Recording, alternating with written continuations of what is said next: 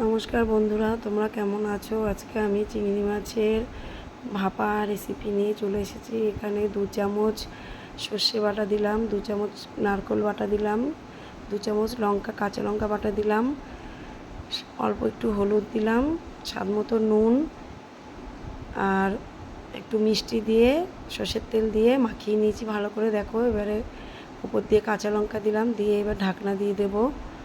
এবার এদিকে গ্যাসে আমি একটা ঝিক দিয়ে নিয়েছি, গরম জল বসিয়ে ঝিকের উপরে চিংড়ি মাছ ভাপাটা বসিয়ে দেবো, দিয়ে এবার ঢাকনা দিয়ে দেবো। এবার ঢাকনাটা ছিদ্র আছে, ছিদ্রটা আমি একটু বন্ধ করে দেবো, নাহলে বাষ্পটা বেরিয়ে যাবে।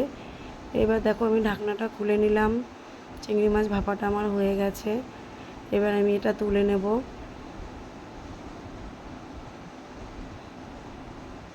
এবার আমি চিংড়ি মাছ ভাপাটা ঠান্ডা করে নিয়েছি, এবার খুলে নিলাম। দেখো, চিংড়ি মাছ ভাপাটা কত সুন্দর হয়েছে, কালারটাও কত সুন্দর হয়েছে। এরকম করে চিংড়ি মাছ ভাপা করলে খুব সুন্দর হয়। তোমরা একদিন এরকম করে বানিয়ে দেখো। আর আমার চ্যানেলটি যদি তোমাদের ভালো লাগে তাহলে ফলো, লাইক ও কমেন্ট করে দিও।